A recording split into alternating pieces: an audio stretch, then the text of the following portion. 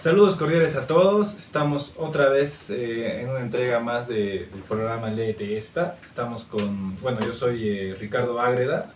Ian Martín Bullón. Y bueno, el día de hoy ahora sí es nuestra quinta entrega. Nos habíamos equivocado, la cuarta entrega ya lo pueden ver en redes sociales, en YouTube. Está como el cuento como estrategia educativa, el cuento corto como estrategia educativa.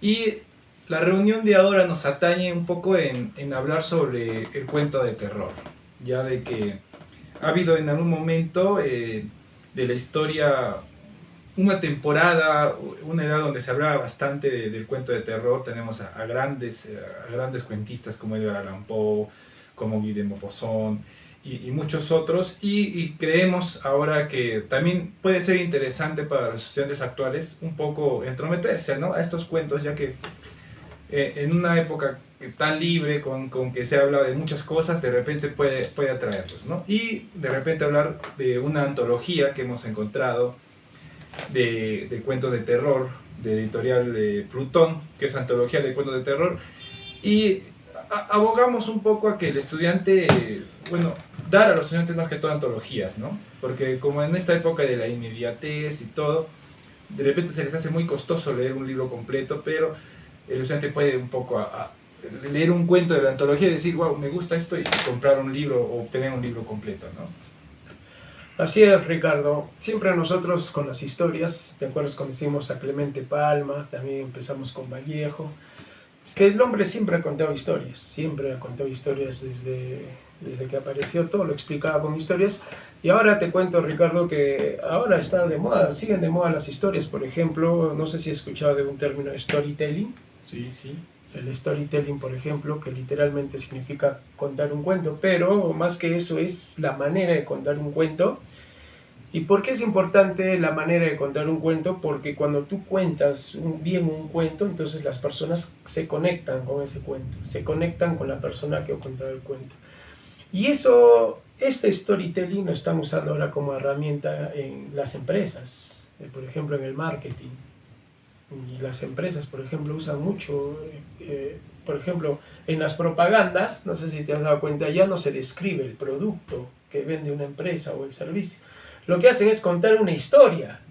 Claro, ¿Para qué? sí. Para que el cliente se fidelice con la marca y se vuelva leal a la marca, ¿no? Por ejemplo, las propagandas de Coca-Cola, las propagandas de Panettone D'Onofrio, que no son descripción del panetón, sino cuentan una historia, y en base a esa historia el público conecta con el producto. Sí. Incluso he visto propagandas en redes sociales que utilizando productos de limpieza, mientras se van arreglando y todo, van contando una historia, ¿no? Así es. Entonces y es una gran metodología, como hablábamos antes de comenzar a grabar, porque el maestro, la persona que enseña, puede también utilizar esta metodología que usted ha dicho para llegar a sus alumnos, ¿no? Y no solamente estamos hablando de un cuento de literatura, ¿no?, sino de historia, de ciencias, ¿no? Claro. A mí me gusta mucho, por ejemplo, contar historia de la ciencia, ¿no? La historia de los científicos, lo que pasó, y se hace a veces de manera muy graciosa, ¿no? Y llama la atención del alumno, y de repente le puede llamar la atención buscar un libro sobre eso. sí, sí. Muy bien, Ricardo. ¿Qué nos Entonces, tienes ahora? a ver, es interesante de que ahora en la época de la inmediatez saquen tantas antologías, ¿no? Y de repente a los lectores o a algunas personas que les gusta conseguir algunos libros se enojan mucho, ¿no? Porque yo tengo algunas amistades que no, en las antologías, ¿no?, esto no es los autores completos, ¿no? Pero hay que utilizarlo como una estrategia, porque no vas a hacer que un alumno te lea los cuentos completos de Poe, ¿no? O sea, es grandísimo, ¿no?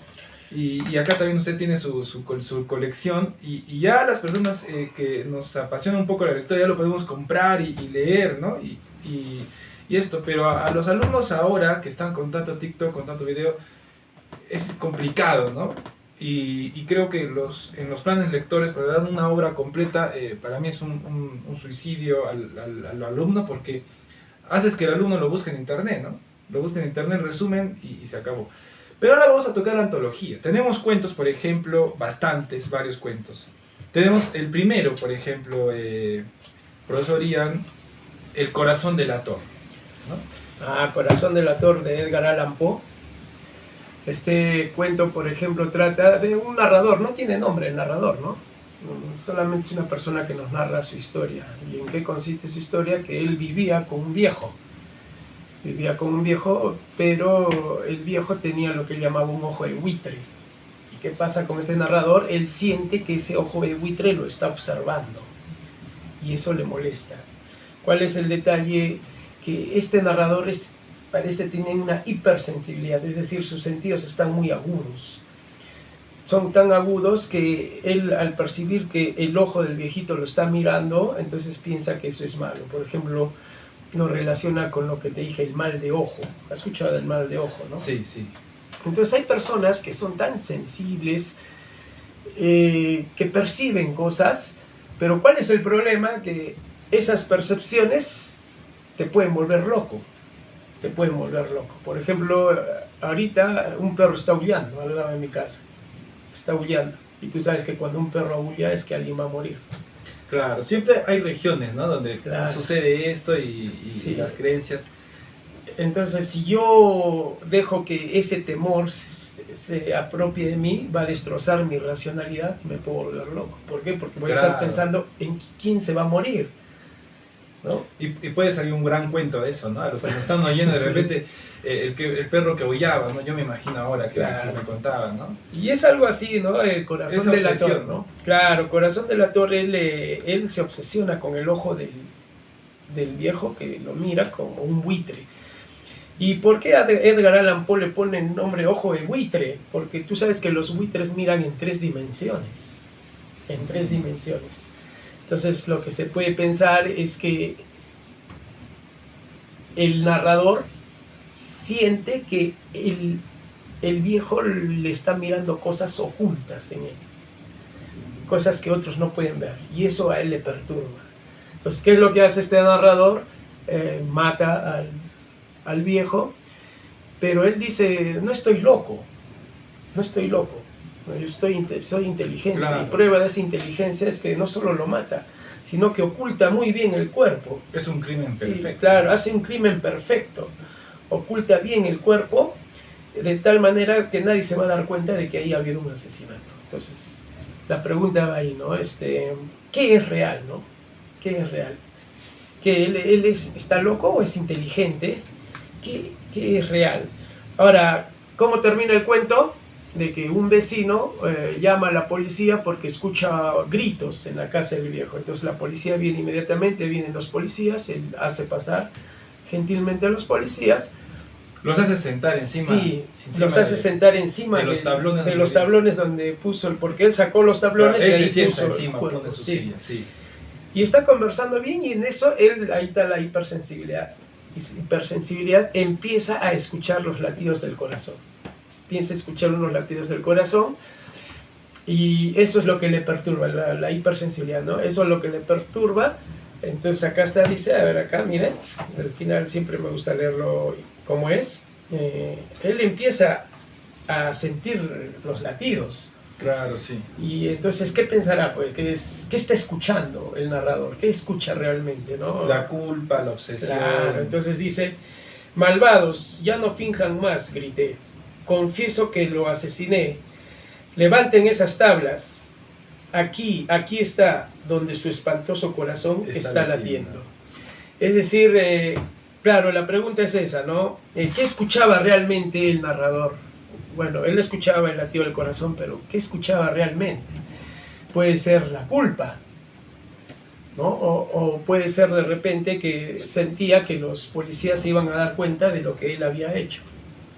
Ese es Corazón delator, Edgar Allan Poe, que es un genio del terror estadounidense, que ya, como dices, después haremos bien tremendo ahora cuántos cuentos. ¿Cuántos cuentos? Porque también hace poemas y también tiene escritos en ensayos, ¿no? Entonces, él pues uno, creo, de los principales, ¿no? Y me recuerda de que de repente ahora la juventud, o bueno, las personas de ahora que leen ya no les da tanto miedo, ¿no? Como en esa época. Y me hace recordar, hay un capítulo de Los Simpsons justamente donde hacen la parodia del cuervo, ¿no? Y Bart dice, ay, pero esto no da miedo, ¿no? Esperaba de que fuera cualquier cosa y no que no sea un cuervo, ¿no? Sí. Y Lisa le dice que no puede comparar el miedo de ahora con el miedo de antes, ¿no? Porque antes sí les daba tanto miedo de que eran pues autores de la época. Claro, más que todos los cuentos, bueno, este cuento es de este narrador es paranoico, ¿no? Dicen, sí. Es paranoico. ¿Y cómo te das cuenta que es paranoico? Porque al viejo de día lo trataba normal, sí. Pero en la noche... Y dice que no tenía ningún problema, ¿no? Sí. No tenía ningún problema, a no ser cuando lo miraba. El único problema era ese ojo, que nunca cerraba, ¿no? Y entonces lo que da a conocer es que de repente él percibía que el viejito estaba mirando su interior, ¿no? Todas las cosas que tenía, todos los demonios que tenía dentro. Y es algo parecido a cuando, por ejemplo, dice Sartre, dice un filósofo francés, el infierno son los demás. Y en Puerta Cerrada, una obra de teatro, ¿no? O sea, la mirada del otro es lo que nos hace saber de que estamos siendo criticados totalmente. Y la obsesión en el cuento es esa, ¿no? Muy bien. Luego también tenemos un cuento de Lovecraft que es El modelo Pickman.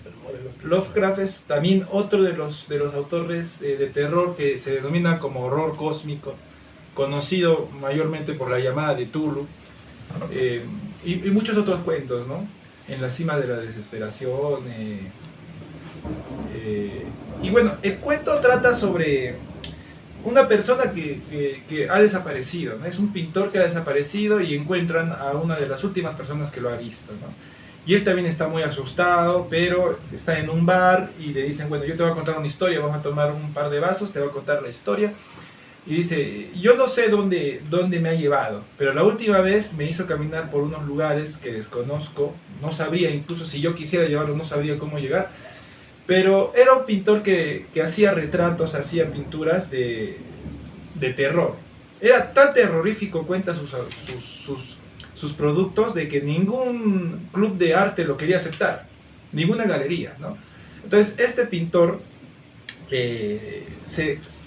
se va y se alquila una casa muy barata, lejana, que tenía un sótano, quería siempre pintar en un sótano, y al personaje principal, el que nos relata la historia, dice que lo lleva y lo hace bajar por la casa, y tenía varios lugares donde pintaba, y que mientras que más bajaba, las pinturas eran más horrendas, ¿no? Siempre tiene, esto es muy gracioso en Lovecraft, porque siempre te cuenta, ¿no? Y las cosas eran innombrables, eran indescriptibles, y luego te cuenta algo, ¿no? Y siempre te dice, esto es indescriptible, y te va contando algo. Y era muy terrorífico, ¿no? Él narra cosas muy, muy horribles, hasta que llega al final del sótano, que era una especie de pozo, como un sótano, y donde también tenía un pequeño estudio, y tenía una cámara. Y él le dijo que la cámara servía para tomar paisajes, y esos paisajes en la oscuridad él los ponía de fondo, ¿no? Y él ve que había una pintura, él cuenta que era un demonio arrancándole la cabeza a un humano, era totalmente horrible, y vio una foto ahí en un lado, y él quiso verla, y salieron las ratas, no hubo problema, tuvieron que salir, y nunca más lo vio al pintor, ¿no? Después de que llegó a su casa, cogió su bolsillo, agarró la foto y vio que en la foto estaba pues un demonio. Entonces el caso Pickman de este pintor Pickman era que pintaba pues algo real, ¿no? Algo que existía. Desapareció también, dice al final, ¿no? Claro, pero y el demonio sí existía. Sí, o sea, existía, claro. Porque él tenía las fotografías de cosas y él pintaba cosas que existían. Claro. Y el terror está, ¿no? En esa cosa que te cuenta de que había niños que se comían y el demonio, y muchos relatos, ¿no? Y bueno, tiene muchos otros cuentos muy bonitos, cortos más bien también. Y bueno, ¿qué más tenemos, profesor? Acá también han continuado escritores latinoamericanos como Horacio Quiroga. Ah, claro. Horacio Quiroga, que nació en 1878 y murió en 1937. Él es uruguayo, pero él vivió gran tiempo de su vida en Buenos Aires, ¿no? Y bueno, el cuento que han consignado en esta antología es El almohadón de plumas, que se escribió en 1917. Y este cuento habla, mire, justo el escenario perfecto para cuentos de terror, son truenos. Sí. Estamos en época acá de Arequipa de truenos. Sí, su madre. Y bueno, ¿qué más de no contar de Horacio Claro. Quiroga? Que tiene su conjunto de cuentos, también es cuentos de amor, de locura y de muerte. Así es. Acá, por ejemplo, Almohadón de Plumas es un cuento corto también, bien corto, pero como vimos la semana pasada, van directo al grano, ¿no? Te sacan Te dejan marca. Sí, te dejan marca. Habla de una pareja que recién se habían casado, Alicia y Jordán, ¿no? Alicia y Jordán, y se habían ido a vivir a la casa de Jordán. Entonces, al mismo estilo de Allan Poe, Quiroga, cuando empieza su cuento, ya tú vas deduciendo cómo va a terminar, cuando empieza su cuento. Y conforme vas leyendo, te va dando pistas, para que tú vayas deduciendo cómo va a ser el fin, ¿no? Y su estilo siempre es trágico Sí. de Quiroga, ¿no? Sí. ¿Cómo se llama ese cuento de el las otro gallinas? es La gallina degollada, ¿no? Su madre, ese cuento de la gallina degollada también es terrible. Sí, es muy fuerte. Sí, es fuerte. Muy bien, trata de que Alicia y Jordán se van a vivir. Alicia era una joven simpática, rubia, llena de vida, feliz de haberse casado con Jordán. Y Jordán era lo contrario, ¿no? Era una persona alta, morena, que no hablaba mucho. Era lo opuesto a ella. ¿Cuál es el detalle? El detalle es que misteriosamente, se van a una casa, que es una casa de mármol, fría, blanca, fría. Y ahí, por ejemplo, cuando él dice que se van a vivir a una casa blanca, fría, ¿tú qué puedes imaginar eso? Claro. Es un cadáver. Y cuando ya está hablando de un cadáver, ¿no? Cuando Blanco, lo leía pálidos. no pensaba en esas cosas que usted está diciendo. Claro. Entonces se va a la casa blanca de mármol, fría, frígida, y no era agradable la casa, ¿no? Entonces ahí, por ejemplo, ya te da un índice. Cuando habla de blanco y frío, es un cadáver. Entonces, ¿qué pasa? De la noche a la mañana empieza a enfermar, se siente débil, y cuando viene el médico le dice que tiene anemia. Alicia tiene anemia, pero no saben por qué le da esa anemia. El detalle es que ella duerme y al día siguiente amanece lívida, es decir, pálida, como un cadáver, ¿no? Entonces el médico dice, ¿por qué está anémica? Claro. Si no vomita, nada, ¿no? ¿Por qué está anémica? Entonces no se explican hasta que la chica pues ya deja de pararse, queda postrada en cama y finalmente muere. Muere la esposa de Jordán, ¿no? Entonces, ¿qué pasa? Cuando van a revisar su cama, ven que en la almohada hay gotitas de sangre. Sí. Hay gotitas de sangre y cuando Jordán va a levantar la almohada está pesada.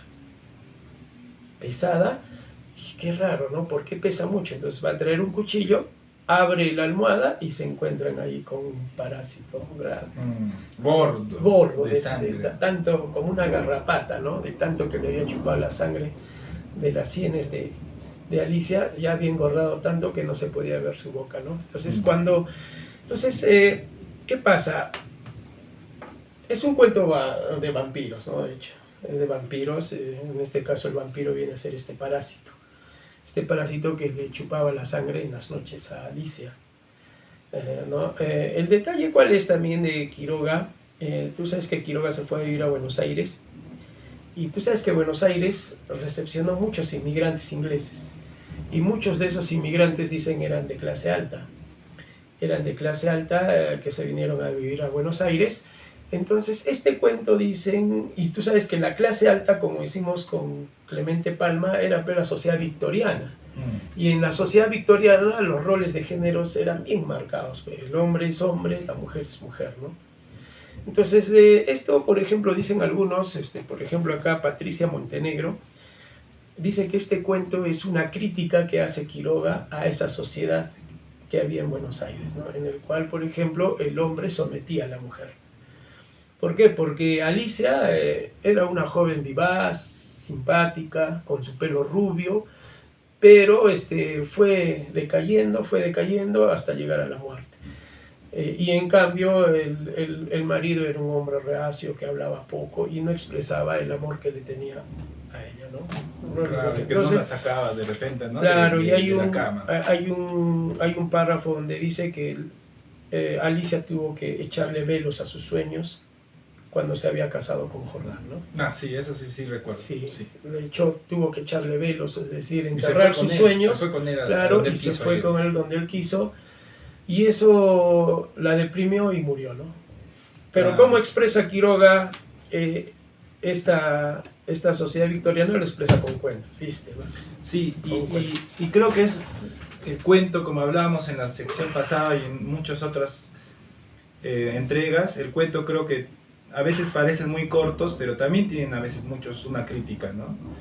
Y están hechos en un entorno socioeconómico, político, o sea, es innegable que va a tener algún rezago. Claro, entonces este cuento dice, habla del amor como forma de sometimiento. En este caso, el esposo somete a la pobre mujer.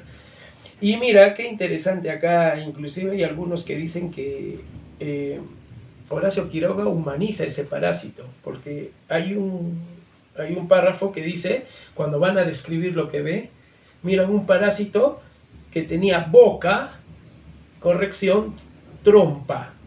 Entonces, ¿qué está haciendo Horacio Quiroga con el parásito cuando dice este parásito tenía boca, corrección, trompa?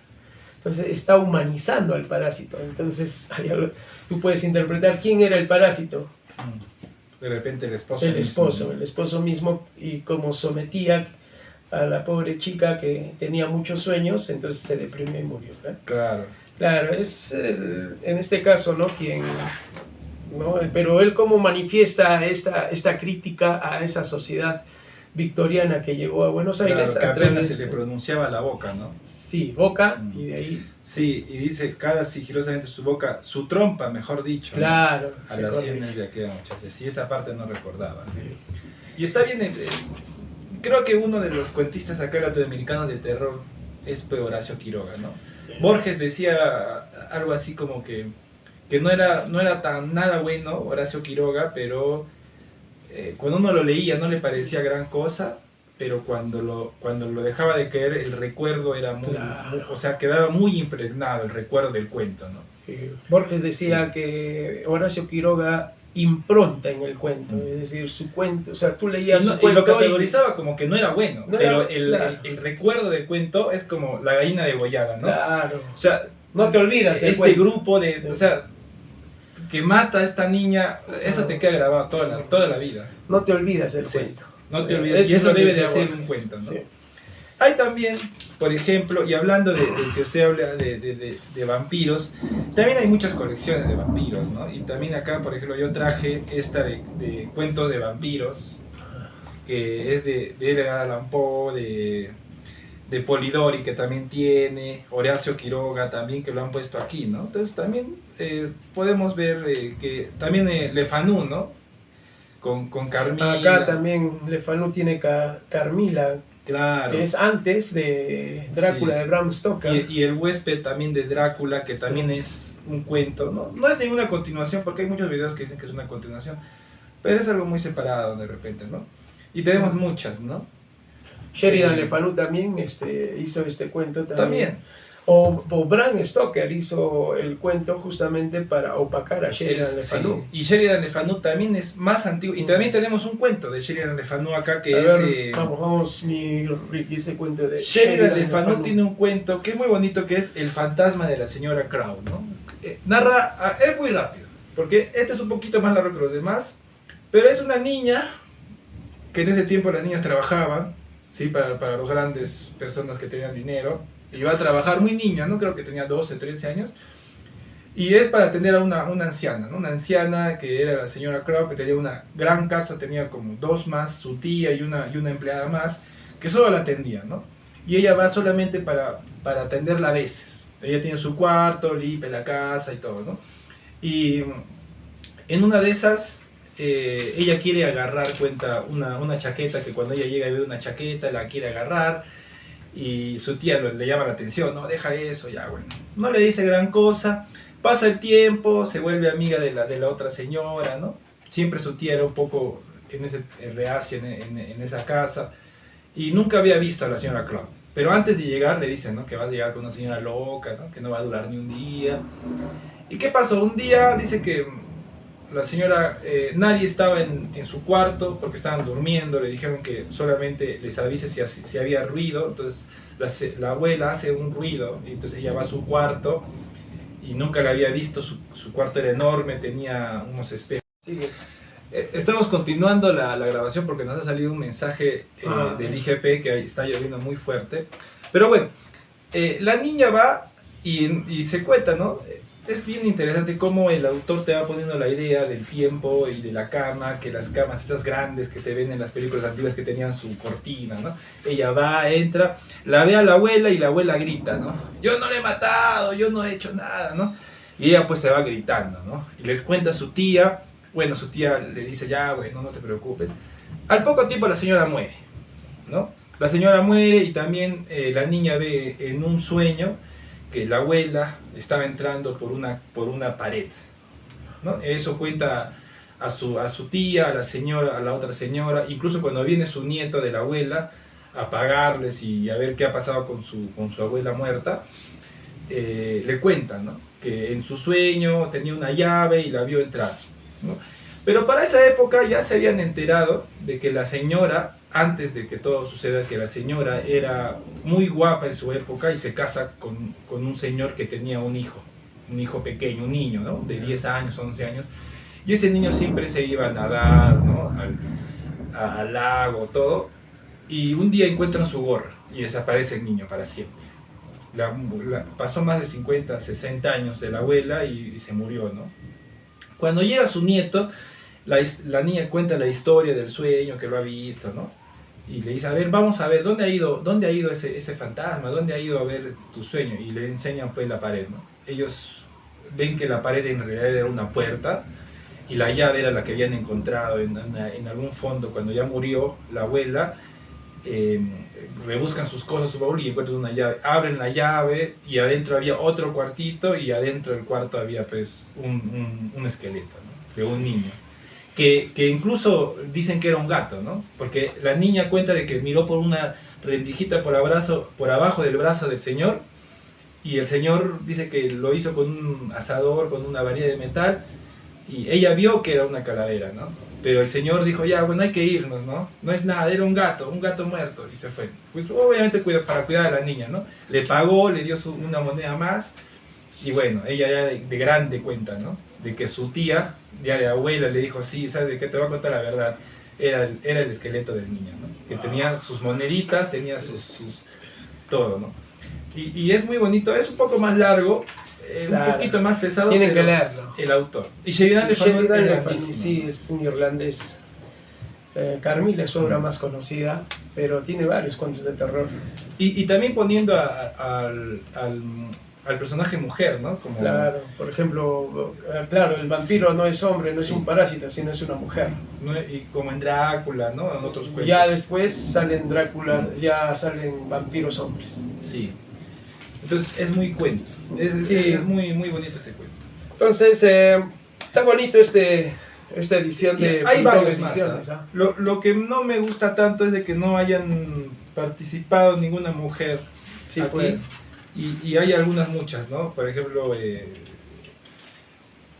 Edith Wharton. Mary Shelley tiene bastantes cuentos. Bueno, no bastantes, pero algunos cuentos que están en una recopilación que se llama Cuentos Góticos, que tiene cuentos así como de horror, psicológicos un poco, ¿no?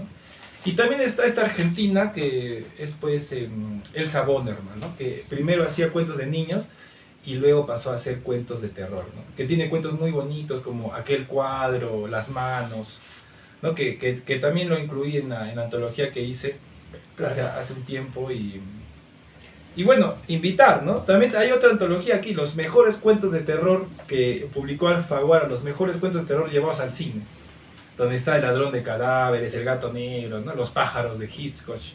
Es muy bonito, también lo pueden leer y aquí está, de acá han sacado, de estos cuentos han sacado.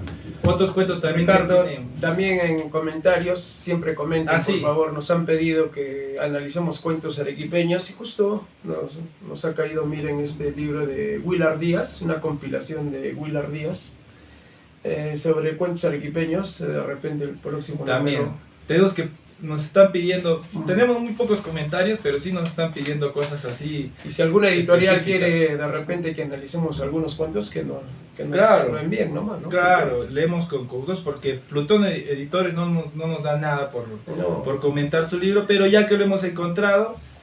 También, esta edición podemos también hacer. es bonita, de Allan Poe, Panamericana.